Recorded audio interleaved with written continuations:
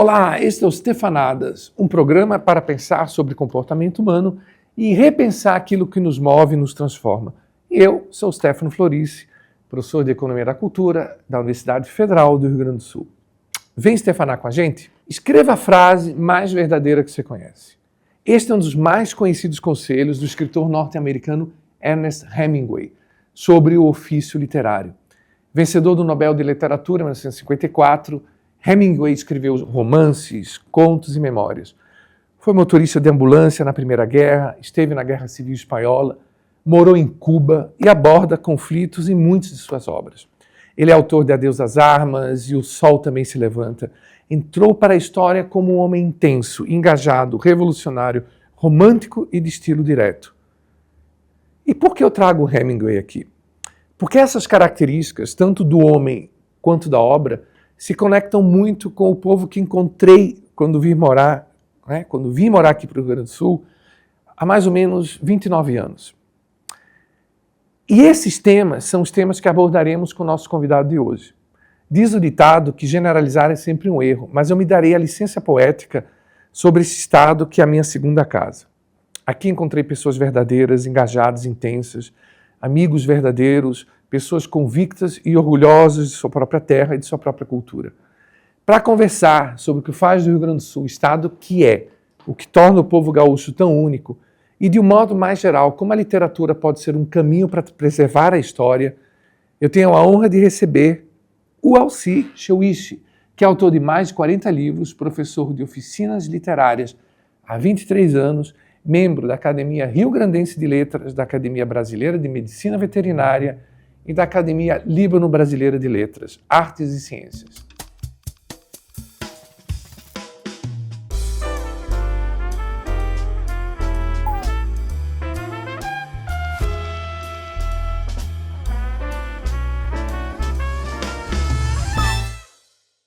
Alci, querido, então vamos começar aqui o nosso bate-papo hoje. Não só é um prazer, como é uma honra ter você aqui.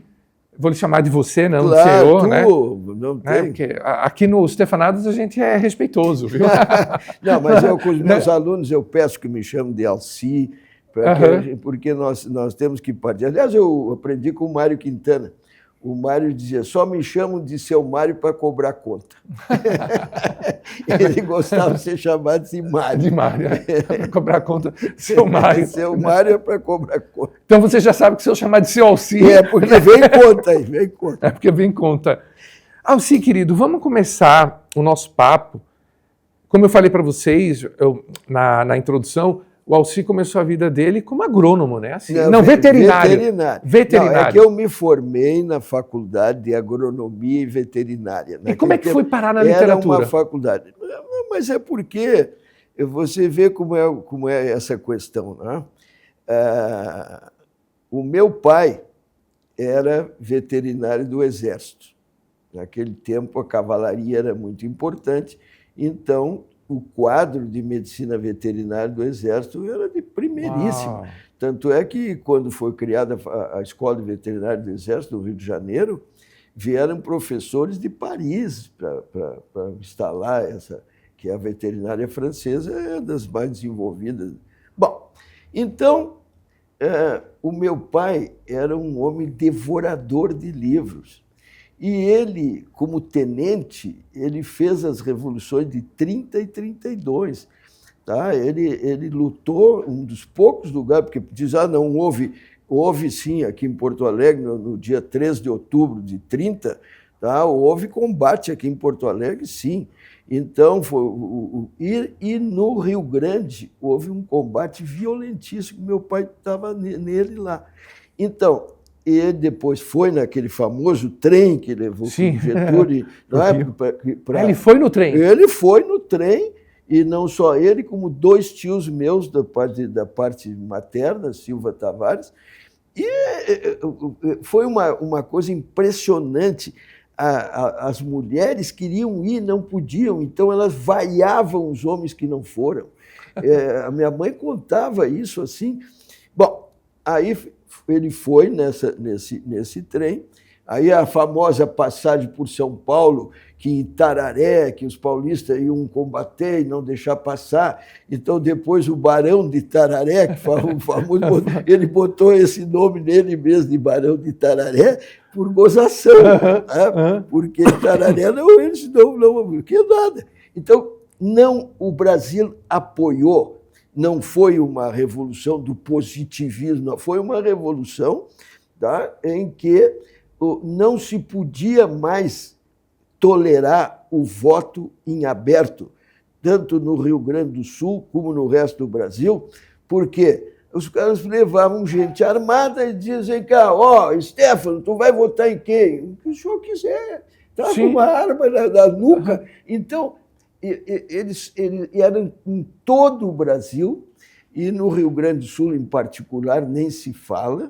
Tá? Eu quero contar aqui para os... Mas a gente vai voltar para a parte de história daqui a pouco. Não, mas eu quero... Vou voltar. O meu pai nos preparou intelectualmente. Eu, por exemplo, eu aprendi a declamar com 4 anos de idade. Se tu quiser, eu digo o primeiro versinho que eu dizia naquela época. Quer dizer, eu aprendi nos aniversários das minhas irmãs. Eu tinha 2 irmãs mais velhas, uma falecida, a outra ainda existe, e ele me botava em cima de uma cadeira e disse, faz um discurso para a tua irmã. Eu sei lá o que eu dizia, mas eu fazia. Então, até hoje, não tenho medo de falar em público, como estou falando aqui para vocês, mas eu tenho o que dizer. Agora, quando eu era pequenininho, eu não tinha. Mas o que ele... Essa é sua irmã que é arqueóloga? Não, a minha irmã arqueóloga faleceu. Lília Chauíche Machado. Se vocês quiserem, entrem aí no São Google, vão encontrar Lília Chauíche Machado. A obra dela de arqueologia é uma maravilha, o que ela fez. Então, a família tinha tradição literária? Claro, uma tradição literária. Outra coisa, pelo amado lado materno, eu sou Silva Tavares. Meu tataravô já lutou na Revolução Farroupilha, contra os farroupilhas. O filho dele, o outro, meu tio bisavô, Silva Tavares, Joca Tavares, João Nunes da Silva Tavares, foi ele que terminou o último combate da Guerra do Paraguai. Ele era o coronel comandante das tropas. Foi o Chico Diabo, que era a ordenança dele, que lançou o Solano Lopes, e o Solano Lopes morreu ali. Quer dizer, meu pai dizia, a família da tua mãe, é só contar a história da família da tua mãe, se conta uma enorme parte da história do Rio Grande do Sul e do Brasil. Então, ele, como gostava muito de história e lia muito e conhecia, tá? Nós nos criamos ouvindo. E ouvindo história que se passou com a nossa própria família. Depois ele, com meu pai, o meu avô era libanês e veio para cá, fugiu de casa, aí o pai contava as histórias dele no Líbano também. Depois eu fui lá, quando o meu pai morreu, eu disse, mas ninguém vai saber nada do meu avô. Aí eu resolvi escrever, e escrevi o livro Jabal Lubinã, As Aventuras de um Mascate Libanês, contando a vida do meu avô. Por que ele veio pelo Brasil? Eu tive que ir ao Líbano, ir lá, em Zahla e tal, porque nenhum chauíche fala árabe, porque meu avô veio para cá e fugiu de casa praticamente, teve que comprar, porque quando o pai e a mãe morreram, o pátrio poder passava para o irmão mais velho. Então, ele não quis ficar subordinado ao irmão mais velho, então ele, com o dinheirinho que ele tinha lá, ele comprou o passaporte turco. Por isso que os líbios e os sírios não gostam de ser chamados de turco. Mas era o Império Otomano, né? Era otomano, então claro. Ele teve que comprar o passaporte e chegou aqui como turco, com o passaporte turco. Né? Bom, mas aí ele foi viver em Caçapava, onde não tinha libanês, 1 ou 2 lá. Então, e casou com minha tia, que era Vargas, família Vargas, mesmo a linha do Getúlio. Eu tenho sangue disso aí. Então, o que aconteceu? Ele não herdou o idioma, nem nada, o sangue, evidentemente, mas ele tinha um conhecimento geral, que ele era um contador de história. Meu pai não gostava de escrever, mas ele tinha uma facilidade para contar, que a gente ficava empolgado ouvindo ele contar as histórias.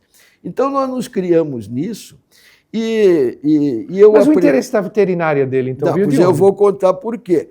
Porque como aqui no Rio Grande do Sul, e quando fala no positivismo, no castilhismo, no borgismo, nisso aí, nós temos... Eu sou contrário, tá? A minha linha de família não é essa, e a minha linha hoje de pensamento, como uma pessoa que gosta de história e escreve, porque eu não sou um historiador, eu sou um romancista que escreve livros sobre história.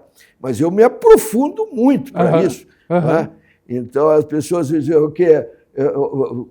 Tu precisa realmente duas coisas. Primeiro, saber escrever. Segundo, ter paciência para pesquisar. Terceiro, ser muito honesto para tu não querer colocar a tua versão dos fatos, e sim a versão histórica mais aproximada. Então, nós temos que entender por que meu pai estudou veterinária. Porque Caçapava, que era uma cidade antiquíssima, que foi até capital farroupilha, tá? Quando o meu pai era menino, no início, meu pai é de 4, quer dizer, tu bota aí 14, 15, 16, quando ele terminou o primário, só tinha curso primário. Tu pode imaginar que existia universidade, faculdade, nós só não tinha curso primário. Incrível. Então, quando meu pai terminou o primário, ele foi para o meu avô e disse: eu quero seguir estudando. Eu disse: mas eu não sei o que eu vou fazer, não tem aqui para ti. Meu avô tinha uma casa de comércio lá, aí os 2 irmãos mais velhos do meu pai já estavam trabalhando com ele. Aí essa história vale a pena contar. Aí o meu pai disse: mas eu quero estudar, e não podia estudar.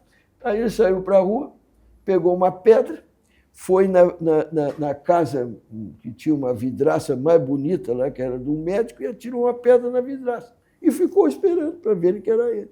Claro, aí foram lá, contaram para o meu pai, como naquela época deu-lhe uma tunda, né?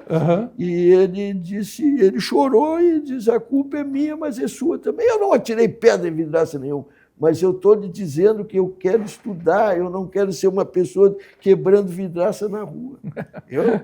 Aí o meu avô botou ele numa carroça na época e levou para Cachoeira do Sul, para uma escolinha rural, patronato rural. Por isso que ele foi para a área rural. E aí ele estudou 2 anos nessa escola e depois veio para Viamão. Tu deve conhecer de nome a famosa Escola Técnica de Viamão, que vive até hoje. O Brizola se formou lá, o meu pai se formou lá, muita gente se formou lá. E aí dava o nível médio. Né?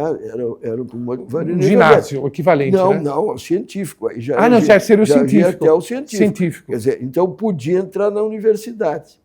Então, como meu pai fez aquele curso técnico todo, ele estava muito ligado à agropecuária, mas ele resolveu fazer vestibular para a Escola de Veterinária do Exército, que é no Rio de Janeiro. Ah, ele foi para o Rio. Foi para o Rio.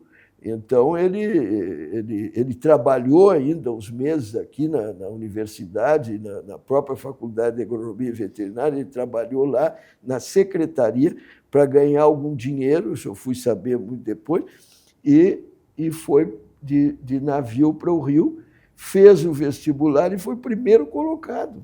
Uau! Então, aí ele fez o curso.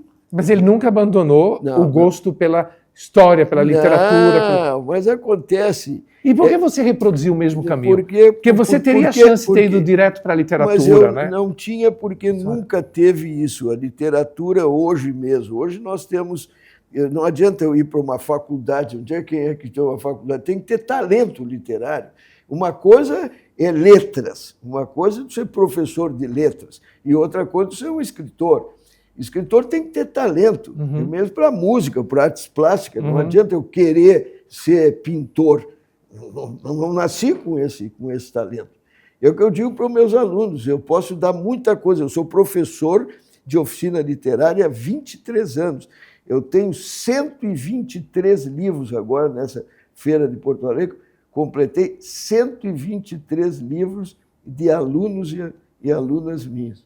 Tá? Então...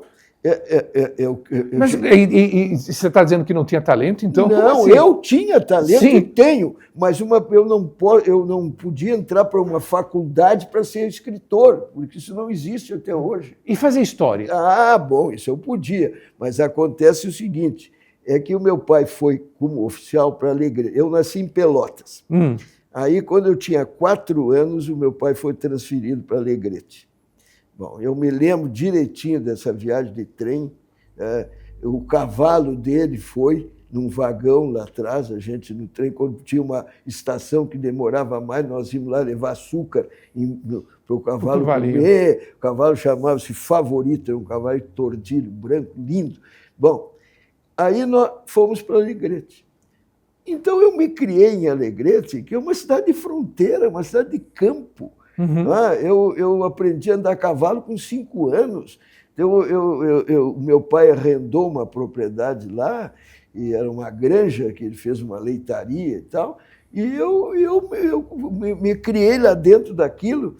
Então eu estudava e ia lá para fora. Quando eu fiz, aí tu vai saber por que eu estudei veterinária. Quando eu fiz 16 anos, tá, o meu pai foi promovido a coronel e foi transferido para Porto Alegre, porque enquanto isso eu só serviu na fronteira. Aí ele me disse, olha aqui, meu filho, eu vou ficar 2 anos em Porto Alegre, quando eu sair general, tá, eu vou para a reserva, porque senão eu tenho que ir para o Rio de Janeiro e eu não quero mais, eu quero voltar para a fronteira. Então, tu vai ficar cuidando dessa granja aqui, e eu estava já no científico, fui cuidando, 16 anos, tu vai cuidar da granja. Então, eu fui capataz do meu pai com 16 anos. Lá em Alegrete? Lá em Alegrete. Tá? O meu pai, a minha mãe, as minhas irmãs já eram mais velhas que eu, o meu irmão mais moço veio com eles, 10 anos mais moço, guri, e as minhas irmãs mais velhas já estavam na universidade, uma em Pelotas, a minha, essa que faleceu, a Lília, estudou História em Pelotas, e a outra estudou aqui, estava na Faculdade de História Natural aqui. Bom, então, o que aconteceu? Os 2 anos eu fiquei cuidando lá. Tá? E quando eu terminei o científico, o meu pai realmente terminou, saiu general e foi para a reserva e voltou para Alegrete e tomou conta de novo lá da granja, depois arrendou mais um campo. E eu vim para cá fazer vestibular. Então, o que eu queria? Eu queria voltar para o campo. Até hoje eu tenho paixão por campo. Tá? As pessoas se enganam comigo, pensam que eu gosto de tudo. Eu gosto de cidade, eu gosto de mar, eu gosto do planeta Terra. Mas uma das coisas que eu escrevi um livro sobre a vida do Duque de Caxias, e ele dizia o seguinte: não há coisa melhor do que enxergar o mundo pelo meio das orelhas do meu cavalo. Ai, que e lindo. Era uma coisa mais linda. Eu também, eu achei uma coisa maravilhosa. O cavalo é o bicho mais inteligente que tem. Tá? Ele entende a pessoa que o monta. Quando tu faz um conjunto com o cavalo, é uma coisa maravilhosa. Que lindo isso, né, gente? Então, eu até hoje, para mim... Bom, então, o que aconteceu? Eu queria vir para cá, e disse para o meu pai... Seu avô ainda era vivo, o libanês? Seu avô não, libanês? eu não o conheci. Não conheci. Ele morreu com 50 e poucos anos. Mas aí voltando, desculpa. Não, voltando é o seguinte. Aí eu disse para o meu pai, eu quero estudar coisa mais parecida que teve para peão de estância. Eu quero vir para cá, eu quero continuar, porque eu adorava aquilo ali. Aí ele me disse, então tu vai estudar o agronomia veterinária. Tá? Então vou estudar para veterinário, porque nós não somos plantadores, nós somos criadores, nós criávamos gado, cavalo de raça e gado e coisa, e tinha leitaria lá fora, aquela coisa toda, e vamos aumentar isso aqui. Bom, então eu vim para cá. Agora, é preciso respeitar a nossa faculdade de agronomia e veterinária. Com certeza. Quando tu fala em José Lutzenberger, é o nome mundial da ecologia, onde é que ele se formou? Na mesma faculdade que eu, uns anos antes de mim. Quer dizer, nós tínhamos Mozart Pereira Soares, que era o homem mais culto, era uma enciclopédia, veterinário formado lá. Quer dizer, a Faculdade de Agronomia e Veterinária é uma faculdade de um padrão altíssimo. O Cirne Lima, Luiz Fernando Cirne Lima, que formado lá, depois foi ministro da Agricultura, até hoje está aí com 90 e tantos anos de idade. Era um modelo nacional essa nossa faculdade. Era coisa, não estou brincando, era coisa séria. Sim. Então, eu tive, quando eu entro na faculdade, bom, aí é claro, aí o fato de conhecer história, me ajudou muito também. Agora, aí aconteceu um fato comigo. Tá? A gente está falando do final dos anos 50, estou falando no final, no ano que eu me formei, 60, já 60. 62. Eu passei no vestibular e tal. Outra coisa, o ensino público era muito bom. Tanto é que eu vim de Alegrete, a escola de Alegrete era o Instituto de Educação Oswaldo Aranha, está lá até hoje, e o Oswaldo Aranha investiu lá naquele colégio. Ele era de Alegrete. Ele era de lá. Ele não nasceu lá, mas foi... Não, ele nasceu lá. Quem não nasceu lá foi o Rui Ramos, que também chamava o Moro de Alegrete, mas o Oswaldo nasceu lá. A casa onde ele nasceu é um museu hoje na cidade. Mas, então, o Instituto de Educação Oswaldo Aranha, a biblioteca era do próprio Oswaldo, que botou lá, e tinha um ensino, e as professoras... Eu tenho que dizer para as professoras e professores que estão me ouvindo agora, que na época, do doutor Getúlio, presidente, 51, 52, 53, 54, o salário dos professores era 5 vezes mais do que é hoje. Tá? Isto é uma coisa que fazia com que a professora podia ir para o interior, não era obrigada a estar casada, para estar com o marido sustentando, se sustentava perfeitamente. Perfeito. Então, nós tínhamos gente capaz lecionando. Isso que foi completo. Por isso que o Getúlio não tem nada a ver com positivismo, com as escolas que não davam importância para o ensino antes, desenvolveu esse ensino. Então, a realidade é que eu estou na minha faculdade de agronomia veterinária, não é? E fico sabendo que o primeiro colocado da turma ganharia uma bolsa de estudo para o lugar que quisesse. O meu avô materno tinha estudado engenharia em Paris, Alfredo da Silva Tavares, meu avô materno, pai da minha mãe. E a minha avó falava francês correntemente, eu só conhecia dos 4 avós, só conhecia minha avó Geni. Dos 4 só ela? Só ela. Ela é maravilhosa, e ela falava francês correntemente e tal. E aí, quando eu descobri aquilo, eu digo, sabe de uma coisa? Vou fazer uma pós-graduação em Paris, como o meu avô fez. Tá? E aí comecei a me preparar para poder ser primeiro colocado, porque não sei aquilo. Bom, e quando eu estou já mais para o final do curso, eu fui eleito presidente do centro acadêmico. Tá? Então, foi uma coisa complicadíssima, porque com o presidente do centro acadêmico eu tinha uma série tarefas, obrigações. Mas obrigações, coisas que, contando hoje, Stefano, ninguém acredita. Outro dia, quando a universidade, a minha faculdade de veterinária, o curso de veterinária, a faculdade, o curso fez 100 anos. 100 anos. Há 2 anos aí. Eu fui chamado pela universidade para dar entrevista também e tal. E aí a gente conta essas histórias. Eu me lembro, e ainda tem gente viva dessa época, presidente da medicina, ainda. Bom, o reitor, que era o Eliseu Paglioli, médico, Eliseu Paglioli convoca todos os presidentes do centro acadêmico da URGS. Aí, isso foi em 62. Aí, quando estávamos todos, não vamos dizer que fosse uns 20, ele foi lá e fechou a porta do gabinete dele. E disse para nós, eu chamei vocês aqui porque vocês precisam fazer uma greve.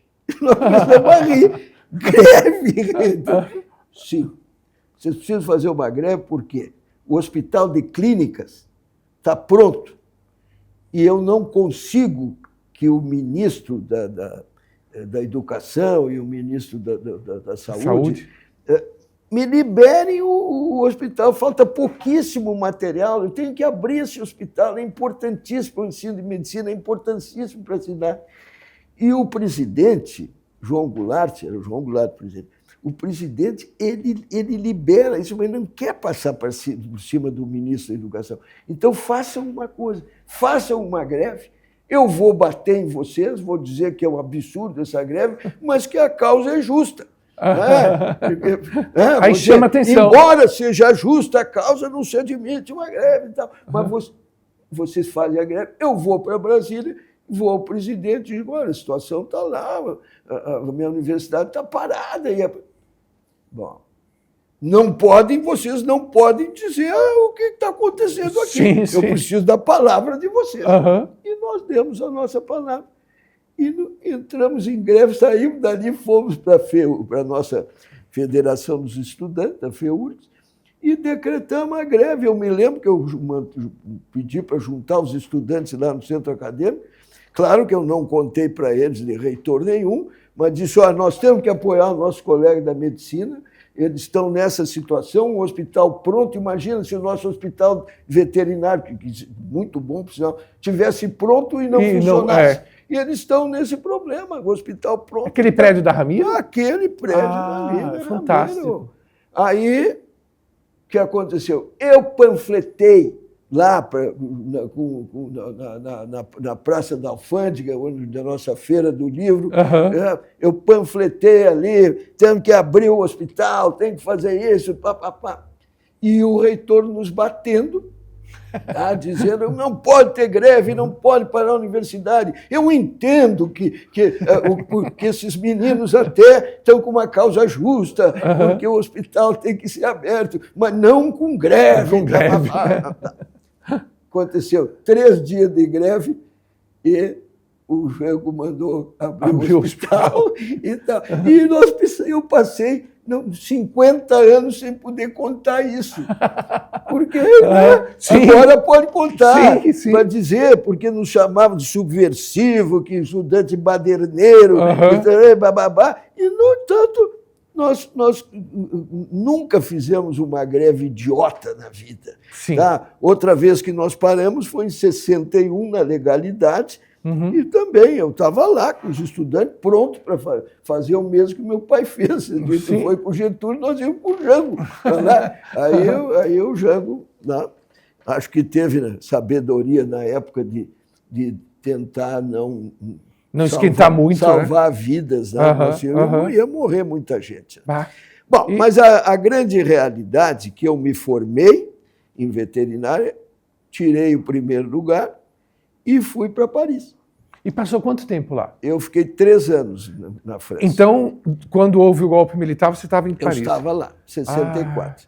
Eu, aliás, como foi na Semana Santa, eu estava em Portugal. Tinha ido com a minha irmã mais velha, Laís, que mora hoje em Brasília, vai fazer 90 anos, agora esse ano que vem. Ela já estava lá com o meu cunhado, que é Paulo Coelho, que no mesmo nome do escritor, Paulo Coelho, que era economista e estava fazendo pós-graduação. Então, nós acompanhamos, né, nós tínhamos ido, conseguimos ir a Portugal, a gente estava com muita vontade de falar português também, fomos para Portugal e, de repente, eu me lembro que foi horrível, porque as notícias que chegavam era que estava havendo luta nas ruas e coisas. Não havia nada disso, mas era tudo controvertido aquilo lá. E depois, em seguida, a gente ficou sabendo que não e que tal. E aí, quando voltamos para Paris, começaram a chegar já. A gente estudava e morava na casa do Brasil, na universidade. A Universidade de Paris tem uma casa do Brasil. E lá que a gente morava. Aí começaram a chegar já gente fugindo lá do Brasil, já da Revolução, como eles chamavam, do golpe de 64. E eu conto depois isso num livro meu, chamado O Mestiço de São Borja. O Mestiço de São Borja. Eu conto quando, claro que eu mudo o nome dos personagens e tudo, mas conto dessa passagem do que aconteceu em 64, quando eu estava na França. E aí eu fiquei lá, fiz o meu mestrado, depois comecei o doutorado na Alemanha. Aonde? Em Hannover. Em Hannover, lá para cima, Hannover, né? lá na a cidade Niedersachsen. Niedersachsen. Na cidade Baixa do... Saxônia. Quem era o escritor de fábulas que era de Hannover? Não tinha alguma coisa de Hannover? Bom, agora Hannover é uma cidade que se caracteriza por seguinte. Primeiro, ela é protestante, né? Não é católica, né? Não. Hannover é uma cidade sempre com vou te dizer o seguinte, ó. O que tem mais importante em Hannover é a faculdade veterinária. Faculdade veterinária. A faculdade veterinária de Hannover é uma das mais antigas da Europa e tem um nível altíssimo. Tanto é que havia um convênio também. Tem feira industrial também de Hannover. Feira industrial de Hannover, o ano que vem vai ser, inclusive, dedicado ao Brasil. Feira ótimo. industrial de Hannover. E é uma cidade culta e fala-se um alemão perfeito. Tanto é que eu engraçado porque eu falo alemão, mas não falo tanto como falo francês, muito melhor que alemão. Mas quando eu falo alemão, o alemão diz... Já diz, você vem... Por causa que vê a pronúncia é outra. A pronúncia deles lá... Bom, mas eu fiquei... Aí em Hannover, que aconteceu comigo, eu estava lá já quase um ano, quando eu inventei de fazer na minha casa, no meu apartamento, um pequeno apartamento que eu tinha, o churrasco de forno. Lá. Então, até hoje eu faço aqui no meu apartamento churrasco de forno. Eu sou especialista em churrasco de forno. E eu comecei lá, sem fazer churrasco na rua, não. Aí a gente tinha um peruano, meu amigo, que namorava uma alemã que o pai tinha criação de porcos. Então a gente conseguia linguiça e carne de porco bem barata e trazia e convidava alguns amigos lá, só podia ser no sábado. O alemão não tem esse negócio. Durante a semana, 11 horas, está tudo fechado. Restaurantes vão botando as cadeiras em cima das mesas, às 11 horas está fechado. Era no meu tempo, agora não sei. Bom, aí então...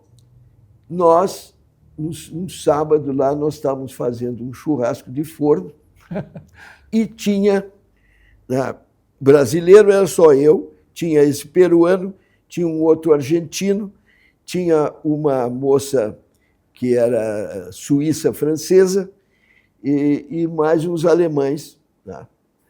Bom, a maior parte veterinário, não eram todos veterinários, mas a maior parte eram veterinários. Aí, claro, só tinha que falar, a única língua que dava para se comunicar era o alemão. Né?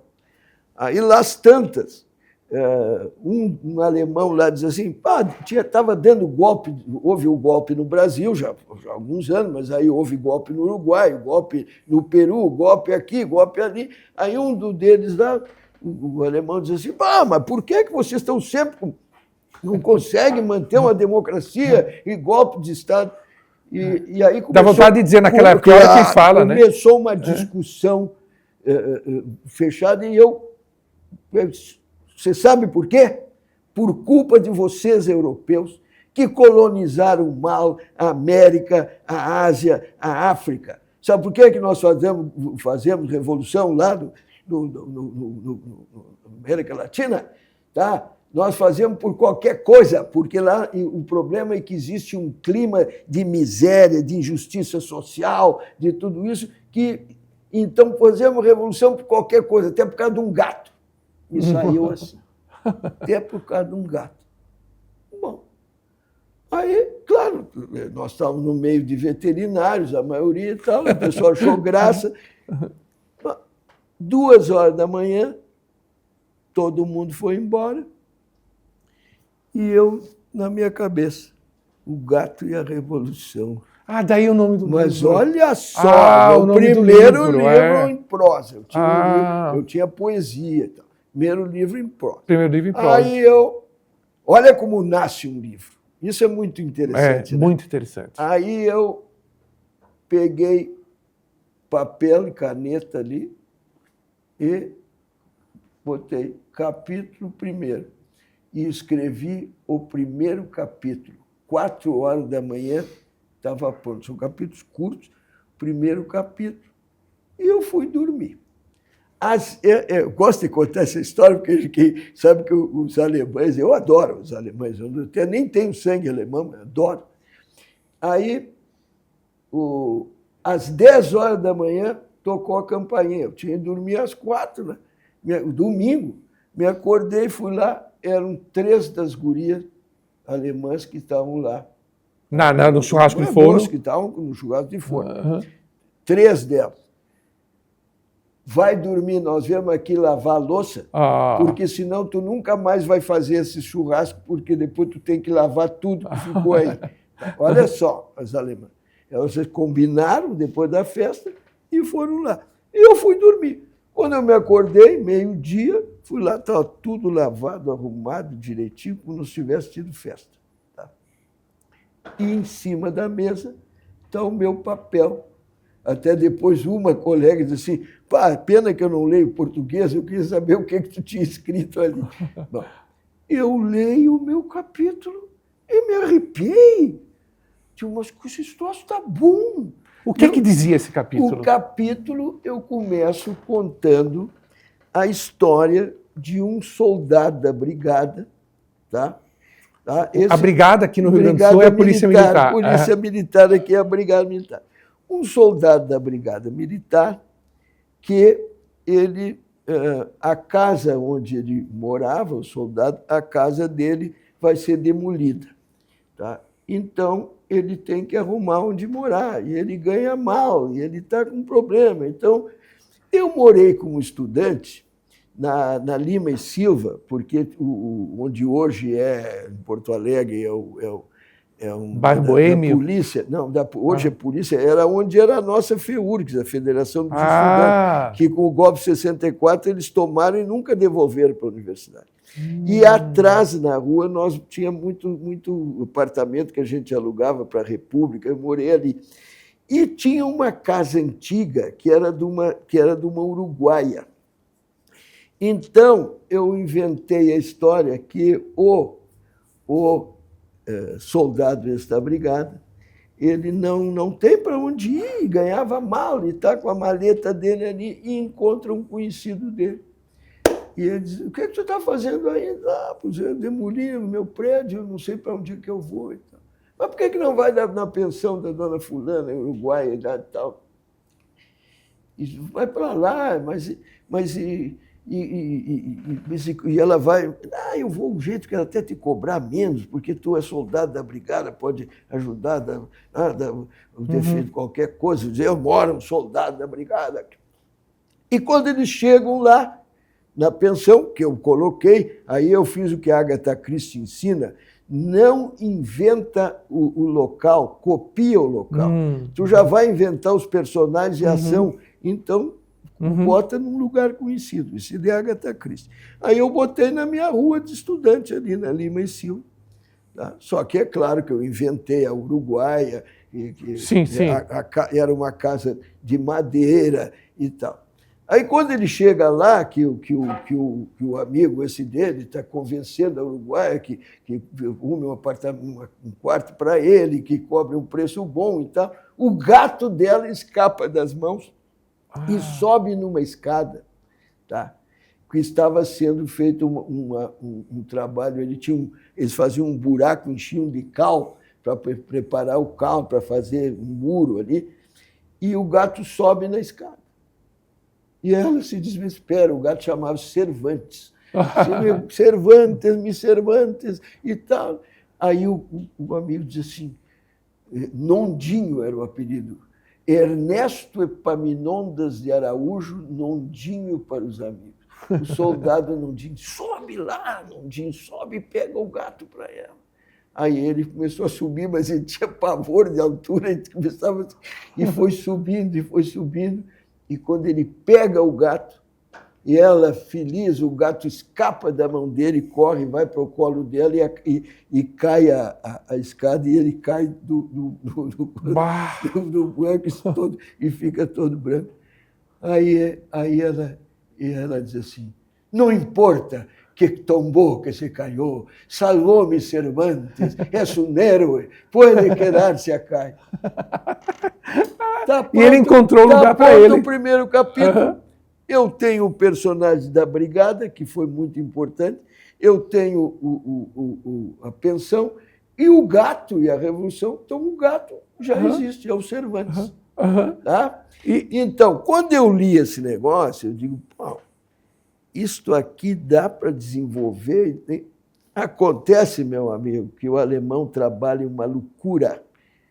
O alemão, naquela época, a gente ficava, pelo menos na faculdade, no hospital veterinário, ficava pelo menos 12 horas por dia lá dentro. E uma vez por semana fazia plantão de 24 horas. Tá? Então eu não tive mais tempo. Fiquei esperando o outro sábado para poder escrever. Aí, e com vontade. Louco para escrever, chegava exausto em casa e tal. Aí passou mais uns dias, eu escrevi, consegui escrever. Eu fiquei um domingo em casa e escrevi o 2º capítulo. Eu queria mais. Aí eu comecei a fazer uma técnica. Quer dizer, o 1º capítulo foca num personagem, o 2º capítulo é outro personagem que eles vão se encontrar mais adiante. Então, criei criei um caminhoneiro e o assistente dele e tal. Então, e fui. Aí fiz o 3º capítulo. Passou um mês, nós estávamos em dezembro, e eu tinha escrito 3 ou 4 capítulos. Aí eu tive uma reunião comigo mesmo. Eu fiz na minha vida uma meia dúzia. Reunião comigo mesmo. Tá? Só eu. E quem comandava essa reunião? Eu sozinho. Mas quem comandava era o quê? Era um diálogo entre o bom senso, tá? Que era, eu estava fazendo doutorado.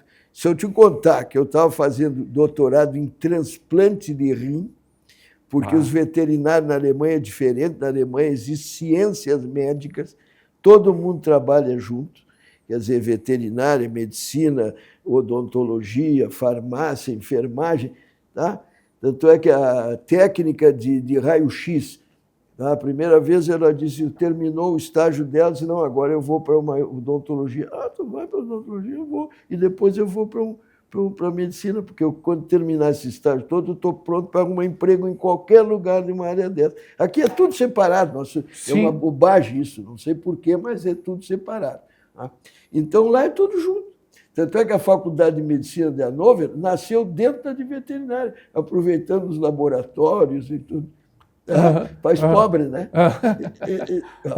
Bom, então, essa é uma história, vai puxando outra e a gente vai. Mas assim, por exemplo, o que chama atenção nisso que você conta pra gente, nisso que você está dividindo pra gente, dividindo com a gente, é que essa enorme criatividade que a gente, mesmo quem não te conhece, percebe em 5 minutos, essa intensidade de vida que você tem, esse amor pela vida que você tem, estava latente lá. Você escolheu uma profissão científica, precisa. Mas eu não era para ela.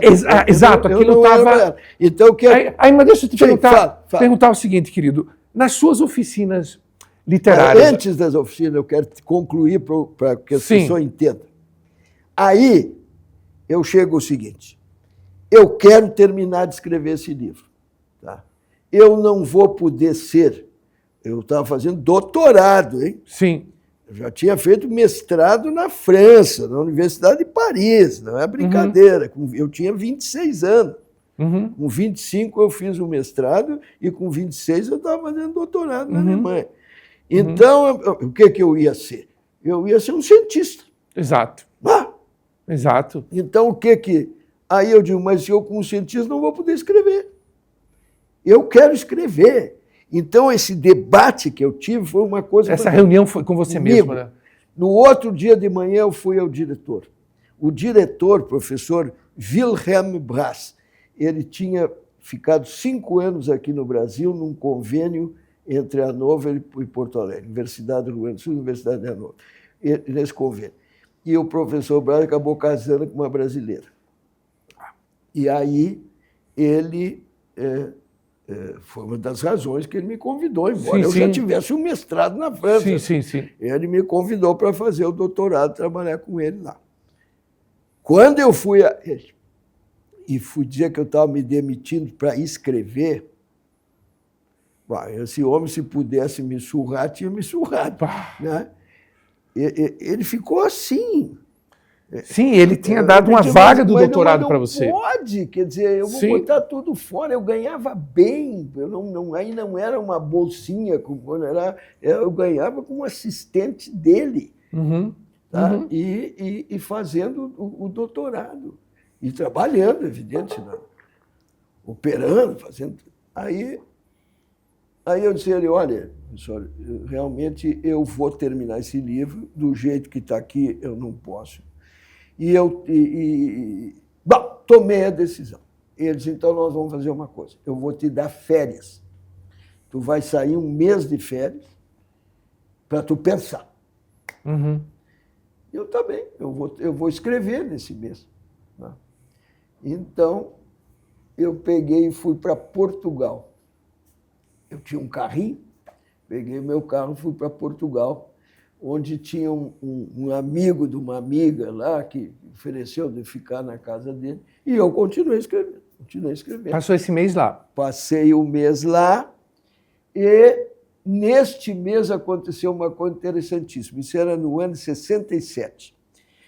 Eu conheci um piloto era da Panera ainda. Panera. Não, sim, 67 a Panera não tinha mais. Varig. Varig substituiu a Panera. Em 66. Tu tem razão. Era da Varig. Piloto da Varig. E eu conheci, e era brasileiro, se reunia. Sim. Aí o piloto da Varig me disse, vem cá, você sabia que o presidente Juscelino está aí no exílio? Como? Eu não estava com contato com o jornal brasileiro. Não. Ele estava exilado, teve que abandonar o Brasil, perseguido no Brasil, está exilado aqui. E ele está morando na Avenida da Liberdade, assim. O endereço mais chique de Lisboa.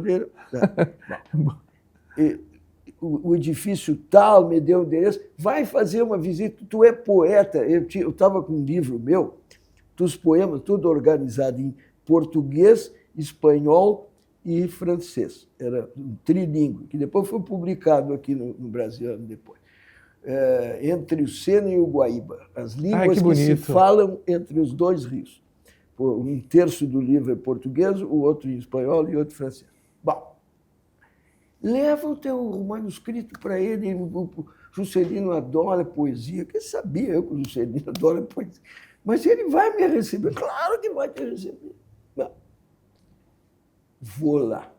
Parece que eu estou vendo, era janeiro, essa altura. Frio. Passou o dezembro, que foi o mês que eu tive férias. Era janeiro, frio.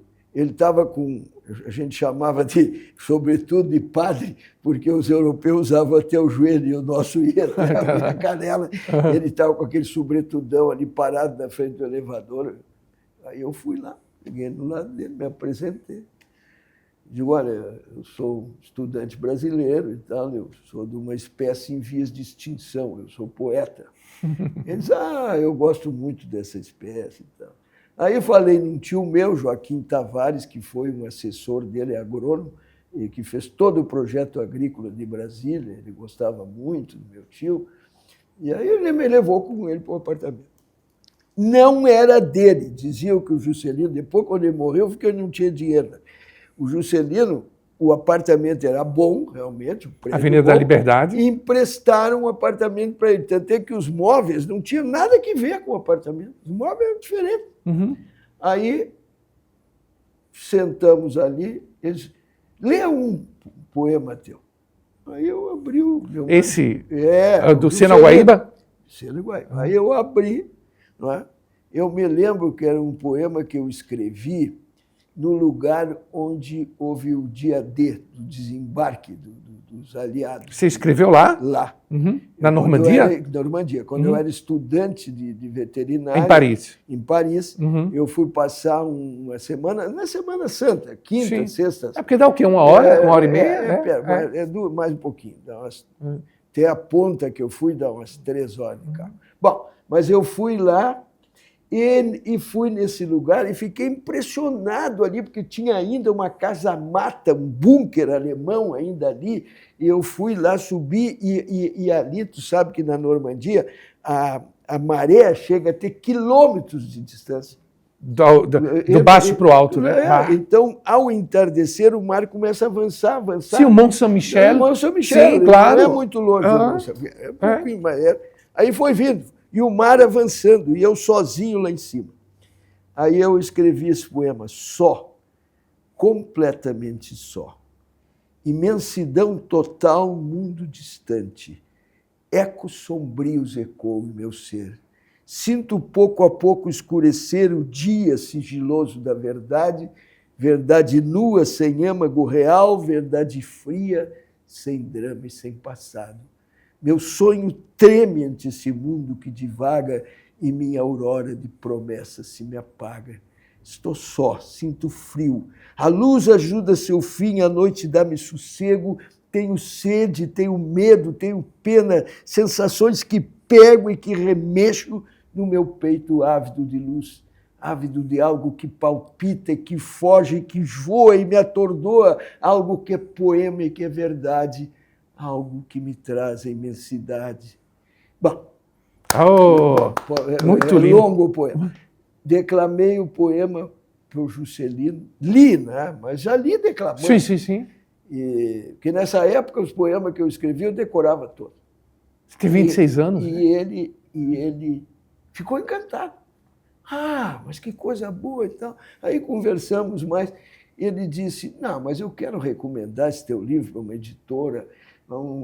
Tu pode deixar comigo aqui uns 2 dias mais? Bom, acontece que o meu dinheiro estava terminando. Uhum. E minhas férias já tinham terminado, eu estava escrevendo o livro, eu já sabia que eu não ia voltar, e depois dessa experiência com o Juscelino e ler poema para o Juscelino, eu já estava me sentindo escritor. Sim, mesmo. claro. Tipo... Mas eu tinha que receber o meu último salário lá, que era desse mês de férias, e tinha que devolver o carro e terminar de pagar o carro. Mano, e o meu dinheiro estava... O Juscelino... Ficar mais 2 dias, eu fui lá para fazer meus cálculos. Vou ficar, fiquei, e eu sou malo em matemática, e fui ver, faltava dinheiro para pagar o hotel. Isso em Lisboa? Eu tinha ido para um hotel. Eu saí da casa do amigo? Do amigo, porque esse meu amigo era piloto também, e estava de férias esse tempo. Bom, aí, resultado, fui para um hotel, fiquei 3 ou 4 dias escrevendo e tudo, saía, passeava. Então, aí, fui fazer meus cálculos. Meu Deus do céu, vou ter que... Coisa de estudante, né? Peguei, só uma coisa, vou no cassino. Estoril? Fui no cassino de Estoril. De terno, eu estava com a minha roupa. Sim, sim. Nas minhas malas, eu saí já levei a minha mala no carro. Botei um terno, gravata. Foi ver a elite salazarista? Fui. Foi ver a elite salazarista? Só tinha inglês no cassino. Ah, só tinha inglês. Bom, $50 tu tinha que... Bom, peguei os $50, comprei os $50 ali, acertei o negócio. E me deram umas fichas. Entrei, e aí é coisa de escritor, né? Entrei, tinha aquelas mesas de roleta, cheio de inglês, maior parte de mulheres de mais idade, assim, todas muito bem vestidas. Tipo, Portugal é a eterna colônia inglesa, né? Os ingleses. Aí eu estou com as minhas fichas ali e olhei e enxerguei o número 8. Stefano, é como eu estou dizendo, parece que estava iluminado o número 8. Eu peguei, botei uma ficha no número 8. Negro 8. Em espanhol que é negro el 8. Negro 8. Deu 8. Aí eu comecei, peguei aquelas fichas e comecei a jogar. E mudei de mesa e foi. Bom, las tantas, clareou a minha cabeça, né? Eu digo, eu tenho que ter dinheiro para pagar um hotel, né? Mas você ganhou dinheiro aí? Ganhei! Uau! Aí, mas não uma barbaridade. Sim, mas suficiente para... Para pagar o hotel e sobrar. Aí eu fui ali, troquei. Tá? Era uma ficha grande que dava o valor àquilo ali. Tá? Aí eu ia me embora com aquela ficha só para depois, lá fora, que podia trocar em... como é que era o dinheiro de Portugal? Nem me lembro mais. O escudo. Escudos. Trocar em escudos. Quando eu volto, porque o cassino era enorme, a primeira mesa, eu estou com a minha ficha na mão, olhei e enxerguei o 8 de novo. Se eu boto no 8 e ganho, estou rico. Mas se eu perco, não pago o hotel e nem fico sem mais nada. Verdade. Aí é que eu descobri que eu não sou jogador. Não, quem sabe que o seu lado racional do veterinário... Vai o lado racional tomou conta. E que bom. Eu não joguei e deu o 8. Deu 8? Ai, meu Deus. Eu não joguei e deu 8. Ai, meu Deus. É uma coisa de... a minha mulher quer que eu escreva minhas memórias. Então eu digo, se eu for... mas tem que escrever. Se eu for um dia escrever as memórias, eu vou começar contando essa história do 8. Fantástica. Aí eu botei isso no e vinha muito dinheiro. Claro, ganhava... Meu Deus. São 30 e... É umas 30 vezes no mínimo. Meu Deus. Bom, é um dinheiraço. Aí, não deu. Voltei, troquei. Aí no outro dia, o Juscelino ligou. Eu fui lá na casa dele e ele fez a coisa mais linda. Ele leu para mim 2 ou 3 poemas. Ele leu para mim. Que ele tinha escrito? Que ele gostou. Meu manuscrito. Ele não escrevia poema, ele adorava poema, ele gostava de música. Ele quis aprender a tocar violão. Sim, como pode peixe vivo. Assim, ele adorava essa. Com o Dilermando umas aulinhas de violão. O Juca Chaves, que fazia aquelas críticas. Bom, mas eu me encantei com o Juscelino. E aí ele leu alguns poemas e dizia, eu vou recomendar o seu livro e tal. E aí... foi que no final, eu fiz uma pergunta para ele.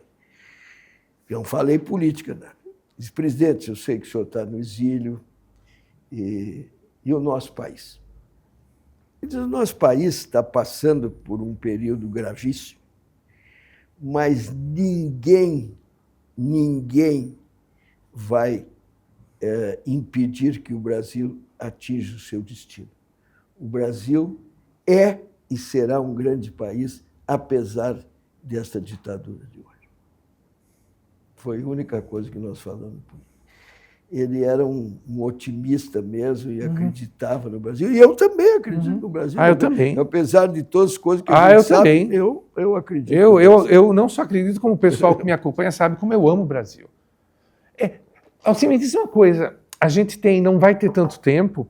Eu ficaria aqui horas, mas a gente tem as famosas burocracias alemãs. Você tem todo esse entusiasmo, você tem toda essa vida. Falando contigo, e a gente nunca teve a oportunidade de ter uma conversa assim antes, eu já conheci o Alci, mas por nome, pela obra, né, pela relação dele familiar com a minha musa, Ana, que é a nossa CEO. Rírio, minha prima, irmã querida. Sim, ela tem uma admiração e um respeito por ti infinito, e eu entendo por quê. É recíproco essa admiração. E eu entendo, querido. É recíproco. Mas nessa conversa a gente sente assim, em ti um entusiasmo pela vida, é maravilhoso, sabe? Um gosto.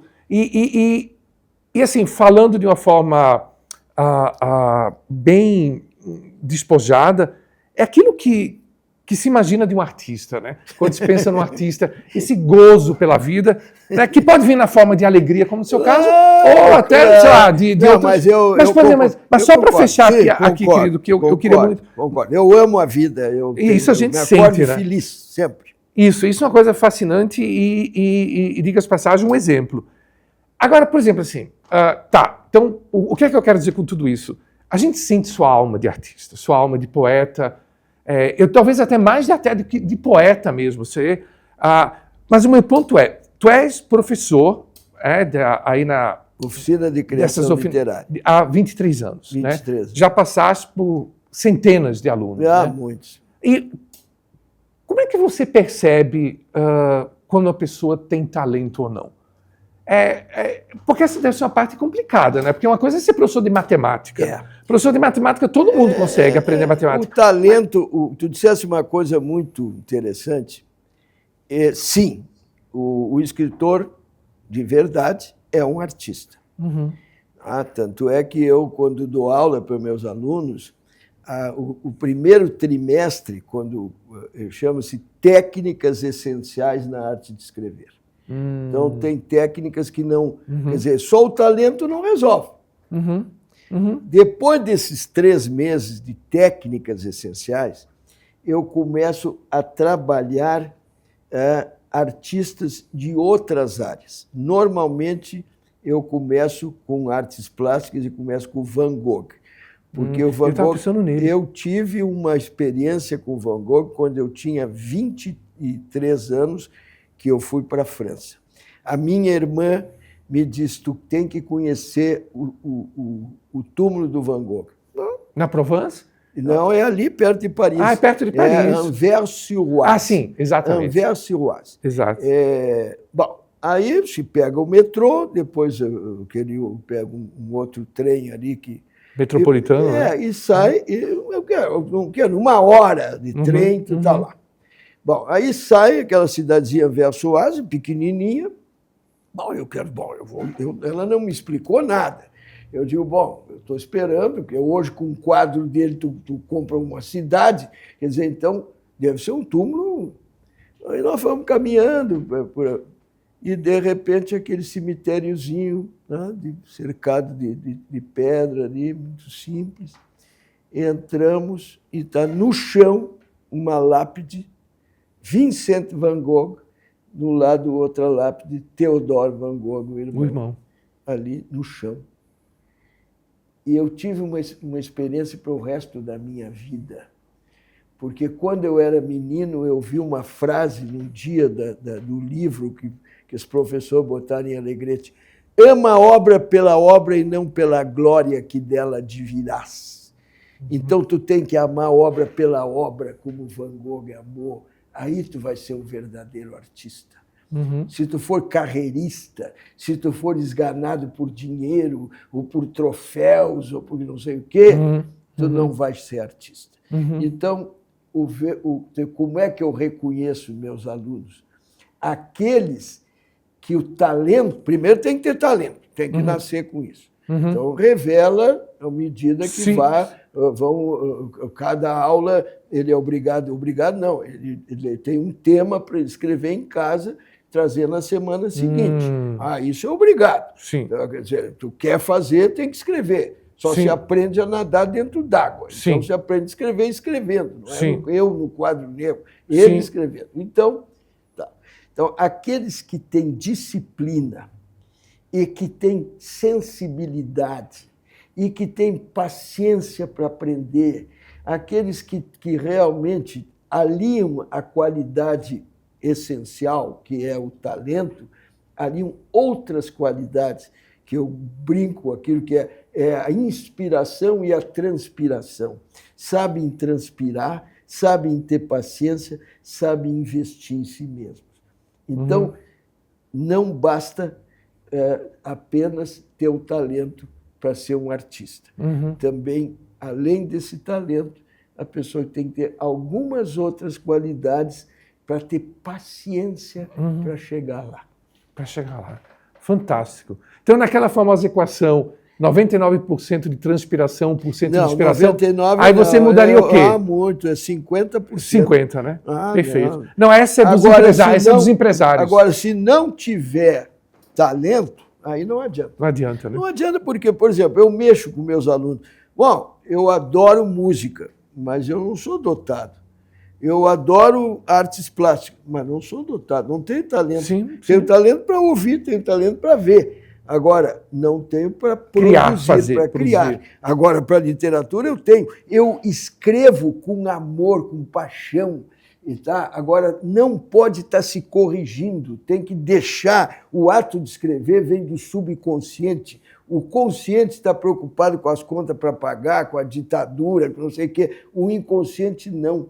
O inconsciente está livre disso. Então, quando a gente começa a escrever, tem que deixar como fluir tudo. Exato. E só revisar depois. Exato. Não Boa. ficar naquela preocupação ali. Não é uma tese de doutorado. Escrever um parágrafo, revisa o parágrafo. Não. Joga tudo no papel. Depois que vai se preocupar. Sim. Isto é uma técnica importante. Perfeito. Como outra que eu posso dar rapidamente, que é a hiperestesia. Quer dizer, a capacidade de valorizar os 5 sentidos na narrativa. Perfeito. Então, quem ficar só focado na visão vai falhar, porque o ser humano, é o conjunto desses 5. E a mulher ainda tem o 6º sentido, né? Que é essa premonição interessantíssima também. Então, eu trabalho bastante os 5 sentidos. Também. Fantástico. Como é o nome? Isso aí é hiperestesia. Hiperestesia, fantástico. Hiperestesia. Olha só, termo interessante. Meu querido, a gente realmente não tem tempo, o pessoal da produção já está... Tá certo, está na hora. Eu queria terminar rapidamente 2 perguntas que são importantes e tentar fazer uma coisa bate e volta rápido. Como é que você acha que as pessoas estão hoje em relação à leitura, em relação aos vários períodos? Você me falou que você nasceu em 1940, então você já tem uma boa jornada nesse planeta, então você já viveu várias épocas. Claro. Quando você olha a época de hoje, como é que você compara com épocas passadas? Eu não sou pessimista. Isso é bom. Eu convivi, no meu tempo de estudante, por exemplo, com gente que lia muito e gente que não lia nada. Ou seja... Então não é pensar que sempre se leu. Eu concordo. Não é verdade. Boa. Então, e não só aqui, na França, na Alemanha. Então, não vamos... Eu vivi 10 anos em São Paulo e tal. Então, o que eu quero...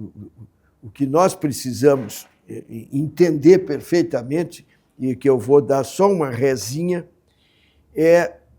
a respeito das oficinas, é que tem muito mais gente com talento do que os profissionais artistas, às vezes, não querem reconhecer.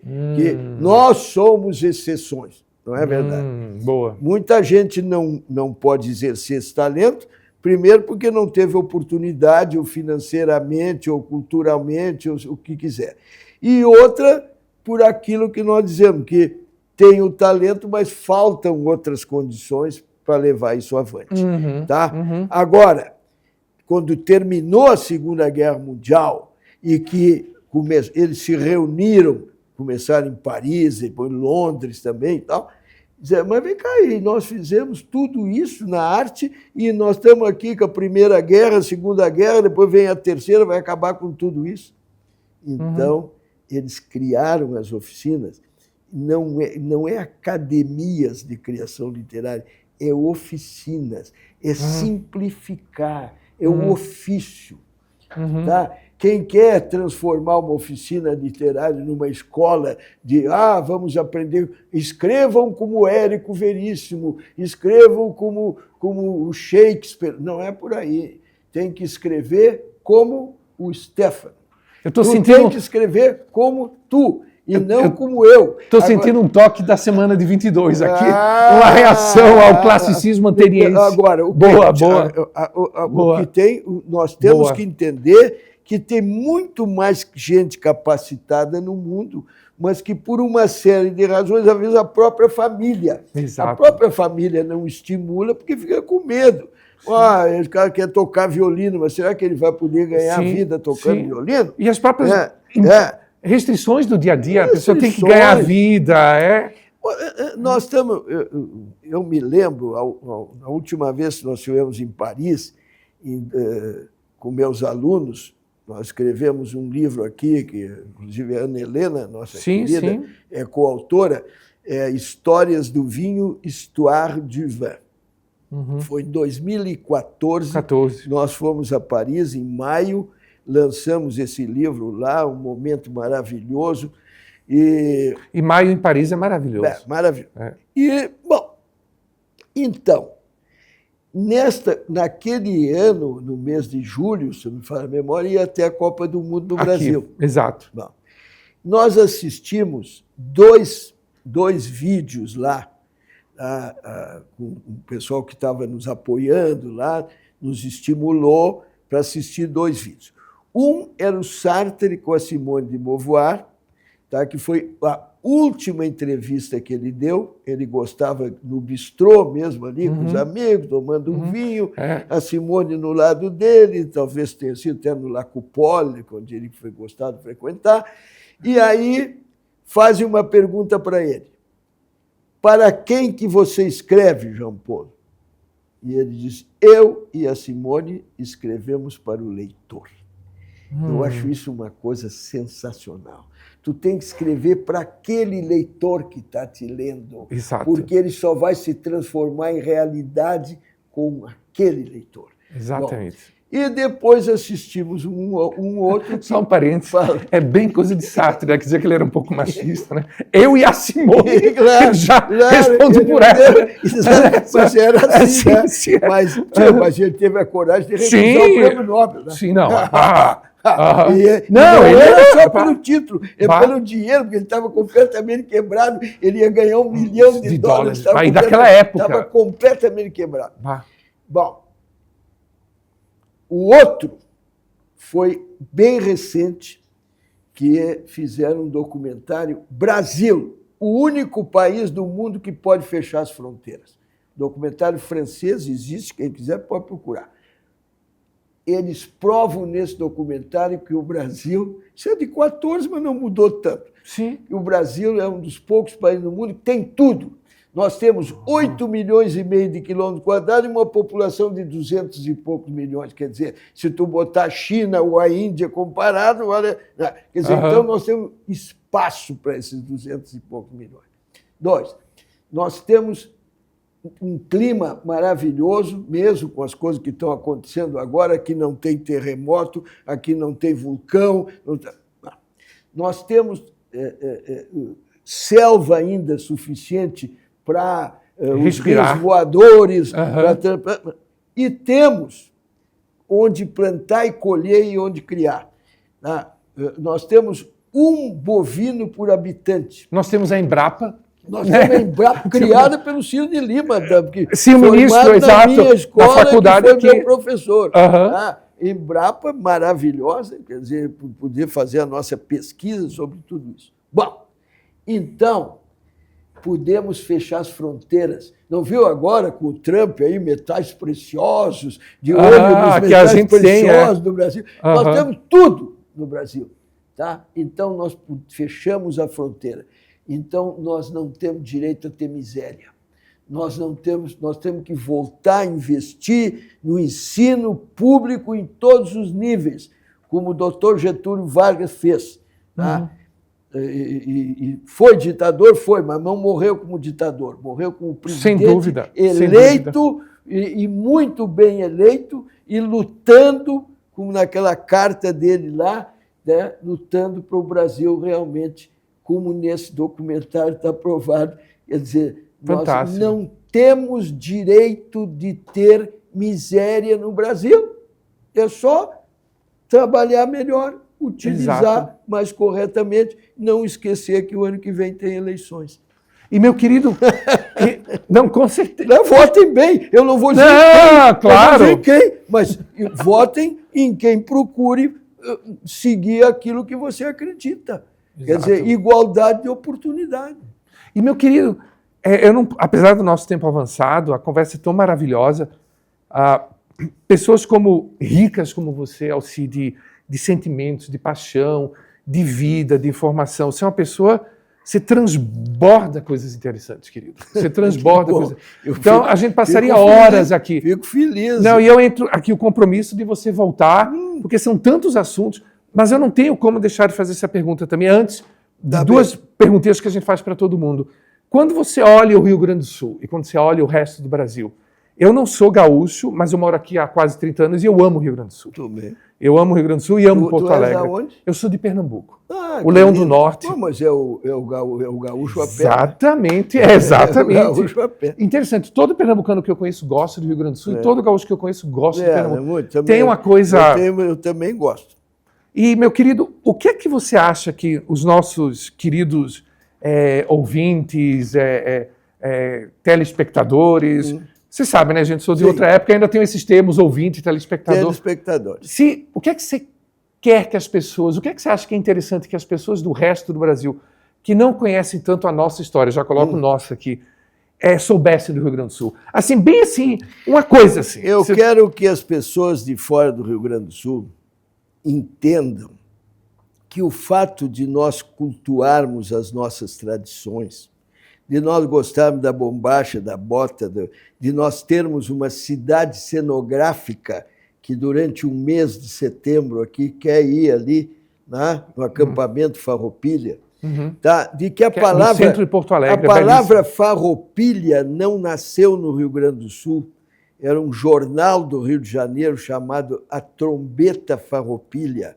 Não é a trombeta dos esfarrapados, daqueles que precisam que seus direitos sejam valorizados. E o Rio Grande do Sul teve a primeira república brasileira. Então, nós temos aqui, parece que nós lutamos para nos separar do Brasil, muito pelo contrário. Tanto é que o nosso presidente da República, o Bento Gonçalves, foi preso e estava sendo levado para a ilha de Fernando de Noronha, mas teve uma etapa ali na Bahia e botaram ele lá na Fortaleza e foram os republicanos da Bahia que salvaram o Bento Gonçalves e ele pôde voltar para cá. Fantástico, isso eu não sabia. Fantástico. Então, vamos pensar, tá, o seguinte, é muito triste para nós gaúchos quando vem com essa história de que nós somos separatistas. Exato, muito bom, muito bom. Eu sou brasileiro. Quando, em 2011, eu fui convidado aqui para ser patrono dos festejos Farroupilhas, eu pedi uma reunião com as entidades que me elegeram e disse a eles, vamos deixar bem claro o seguinte, eu primeiro sou brasileiro e depois sou gaúcho. Se serve para vocês, porque eu não aceito. Nós pensamos exatamente a mesma coisa, nós queremos valorizar. Na Alemanha, quando eu lancei meu primeiro livro lá, Ana Sem Terra, eles me perguntaram o que é a literatura brasileira? A soma das literaturas regionais. Eu não posso escrever igual como escreve um amazonense. Um amazonense não pode escrever igual o que um catarinense não pode escrever igual um pernambucano, porque tem que valorizar sua cultura. Com certeza. Então, a literatura brasileira é a soma das diferentes literaturas. Então, nós temos que ver o Érico Veríssimo. O Érico Veríssimo viveu nos Estados Unidos, mas voltava e vinha para Porto Alegre. Agora, por quê? Ele gosta, como eu gosto daqui também, mas não é para ser diferente no sentido do que nós desejamos para o nosso país. Nós somos brasileiros. Essa resposta está dada e, na prática, eu já dei muitas vezes. Por quê? Porque quando nós botamos o pé para fora do Brasil, tu não diz, o senhor de onde é? Não, eu sou de Pernambuco, vivi 30 anos. Sou do Brasil. Não, eu sou do Brasil. Exato, sou brasileiro. Eu sou brasileiro. Exato. E é como brasileiros que nós temos que honrar, e a literatura é de uma importância fundamental, porque nós temos que contar a verdade, mas nós não podemos ser pessimistas. Eu, por exemplo, esse ano eu recebi uma comenda, eu quero dizer para você, porque isso é importante, eu recebi do Ministério da Defesa do Brasil, porque um civil, tá, que nem servi no Exército, tá, porque eu tive um acidente num cavalo lá e tiveram que me botar antes de eu entrar no CPOR aqui. Bom, então, eu escrevi sobre o Santos Dumont, sobre o Tamandaré e sobre o Caxias. Um livro de cada um, romance histórico. E este ano, o ministro da Defesa, que é um leitor, o Zé Múcio, é uma beleza. Primo de um grande amigo meu de infância. Pernambucano. Sim, primo de um grande amigo meu. Eu não o conhecia, e o deputado aqui do Rio Grande do Sul, o Mota, me levou lá no gabinete para conhecê-lo, e tivemos conversando, primeiro sobre Érico Veríssimo, que ele conhece muito bem a obra e tal, depois ele me pediu para falar um pouco sobre os meus livros, e ele me deu a comenda, recebi lá, fiz uma palestra para as 3 Forças Armadas, eu recebi a comenda do Ministério da Defesa por esta obra em cima desses livros. Sim, imagina. Tá? E eu nunca deixei de ser eu. Quer dizer, meu pai era militar e dizia: o militar é um civil fardado. Nós não podemos separar civil de militar. Sim. Isso é uma bobagem. Sim. Os erros cometem o civil e o militar. Não é, os militares pensam desse jeito, o civil do outro. Não é realidade. Então, eu escrevi esses 3 livros e posso dizer, só tive relacionamentos positivos com membros das 3 Forças Armadas. Claro que eu respeitei a história, claro que eu procurei investigar mais ao fundo, mas eu não tenho nenhuma crítica negativa pelo fato de eu ser um civil. Perfeito. Não, isso é fantástico, querido. Depois eu vou fazer alguns comentários, que eu tenho os minutos stefanados, depois que eu falo com o público, e eu vou elogiar muito esse ponto também. Para a gente fechar, Alci, a gente tem 2 perguntas que a gente faz para todo mundo. Que manchete você escolheria para o jornal amanhã, se você pudesse escolher? O Brasil deixou de ter qualquer dos seus habitantes com fome. Fantástico. Muito fantástico. Maravilhoso. Tá bom. Maravilhoso. Isso me lembra, vocês sabem que eu sempre falo de um convidado que a gente teve aqui na Bahia, que entrevistamos na Bahia, que ele falou algo muito parecido. Inaugurado o Museu da Miséria. Ou seja, o Miséria é coisa de museu. Eu nunca vou esquecer dessa. Passou para ser museu. Passou para ser museu. Não é mais atualidade. E o que é que você acha que a gente poderia fazer? O pessoal gosta, né, pessoal? Eu sei que vocês gostam muito dessa. No nosso dia a dia, como pessoas, pequenas coisas para tornar o mundo mais amoroso. Eu acredito plenamente que tudo tem que começar dentro de nós. Eu tenho que gostar de mim para poder gostar dos outros. Fantástico. E para eu gostar de mim e me respeitar, eu tenho que me portar à altura. Eu tenho que, primeiro, como eu disse, eu aprendi a valorizar o dia de hoje. Eu não vivo pensando só no futuro nem no passado. Eu acho que a realidade que nós temos é o dia de hoje. Perfeito. Essa presença aqui, para mim, valorizando tudo isso, este dia valeu a pena pelo fato de nós podermos estar juntos e transmitir para outras pessoas. Então, o que nós temos que fazer? Em primeiro lugar, nós temos que nos aperfeiçoarmos como seres humanos, agirmos como seres humanos, tá? Não procurar vitórias fáceis. Essa é uma das coisas que nós temos que saber nos comportar de acordo com os nossos objetivos fundamentais. Eu aprendi com o estudo da Revolução Francesa, aprendi com o meu mestre Mozart Pereira Soares, que foi uma figura que me fez muito a cabeça, e continuamos desejando liberdade, igualdade e fraternidade. A liberdade sozinha não resolve. Tá? A igualdade sozinha vai melhorar muito, mas também não resolve. A fraternidade humana, com liberdade e igualdade, é que vai transformar esse planeta realmente num lugar habitável, como nós queremos que seja. Meu querido, eu acho que esse é um ponto perfeito para a gente terminar. Não podia, né? Se a gente tivesse combinado, vamos terminar de uma forma, né? As cortinas que se fecham, né? Obrigado. Não poderia... Tu és um entusiasta também, viu? Eu acho que nós somos da mesma família. Sim, mas né, das alminhas aí. Nós somos da mesma família. Sim, mas, querido, eu queria agradecer muito ao Si, muito mesmo, essa energia positiva, sabe? Esse gosto pela vida, que é sempre bom, né? A gente se inspira com isso, querido. Falando sério, viu?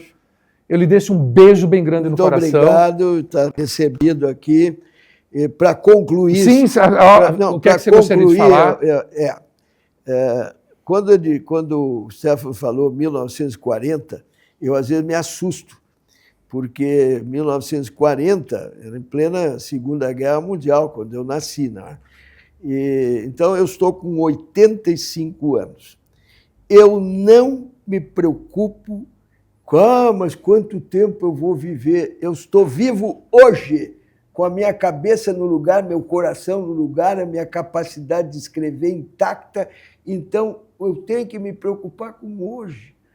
Será que eu vou estar vivo? Não sei quando. Não interessa.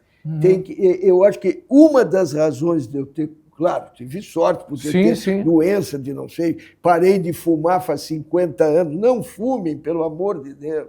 Eu parei de fumar com 32 anos. Então, se eu tivesse continuado, talvez não estivesse aqui.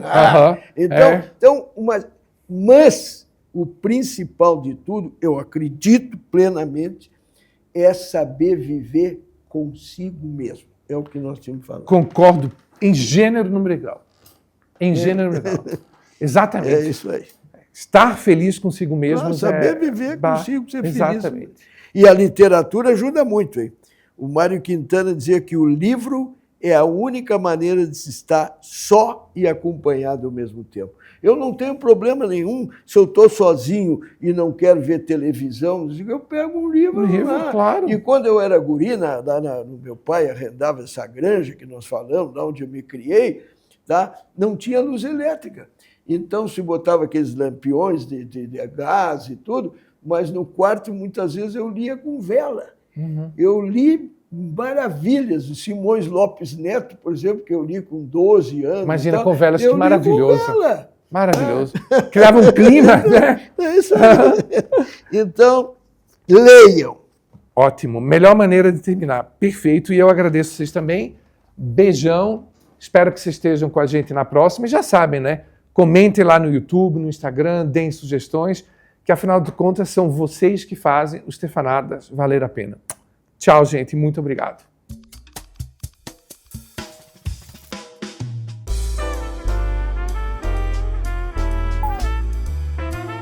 E aí, gente?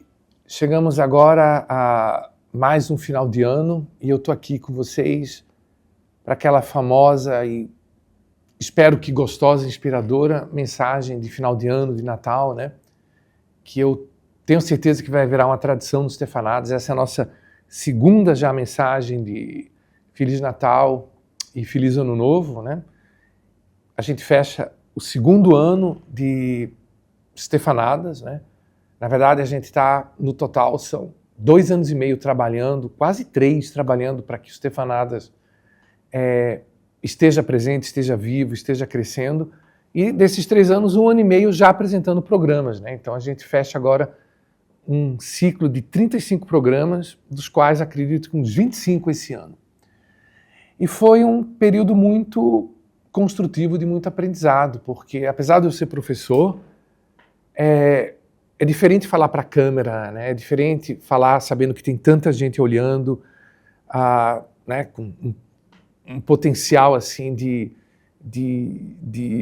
influência, de contato muito maior. E com isso vem um sentido, né, gente, de responsabilidade, mexe um pouco com as nossas vergonhas, né? Será que eu estou bem, não estou? Será que eu dou para isso ou não? Será que o pessoal vai gostar? Então, para mim, tem sido um aprendizado muito grande. Nesse sentido, realmente profissional, que acaba também colocando a gente perto de muitas coisas dentro da gente, né? Olhar para certas vergonhas, certas amarras, e a gente acaba crescendo muito com isso, né? Então, para mim, os Stefanadas tem sido, inclusive, um enorme processo assim de terapia mesmo, sabe?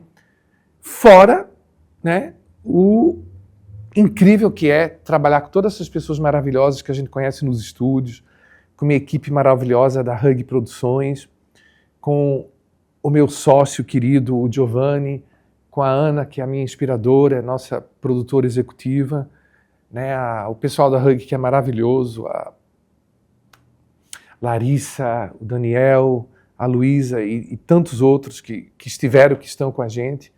Então, assim, trabalhar com todas essas pessoas é profundamente inspirador. A gente cria laços, né? A gente cria amizades, a gente cria fontes assim de energia que fazem toda a diferença na vida da gente, né?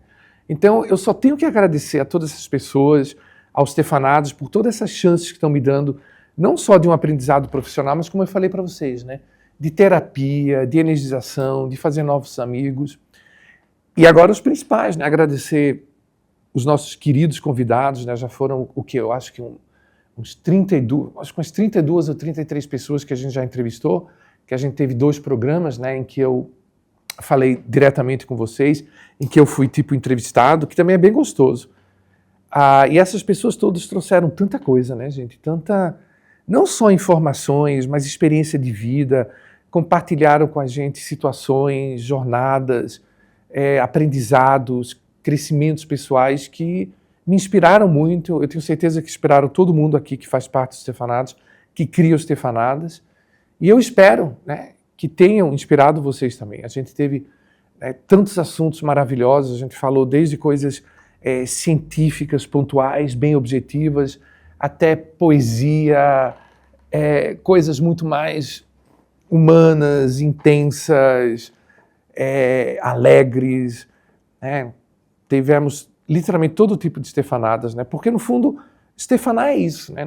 Stefaná não é nada mais, gente, do que a gente tentar tratar com leveza todas as coisas que existem nesse mundo maravilhoso que a gente vive, que a gente pode conversar, que a gente pode discutir, que a gente pode aprender, para que a gente possa crescer, para que a gente possa poder ter influências positivas, né? Para que a gente possa, de fato, tentar fazer alguma diferença. Então, a inspiração dos Stefanadas sempre foi, e a gente procura, obviamente, crescer com isso o tempo todo, trazer leveza, sabe? Mas uma leveza com substância, ou seja, a gente trazer assuntos mais diversos para que a gente possa discutir com pessoas sensíveis, inteligentes, que entendem do que a gente está falando, né, dos assuntos que são escolhidos, tudo isso de uma forma construtiva, de uma forma informativa, de uma forma profissional, mas acima de tudo com leveza, com amor, né, trazendo positividade.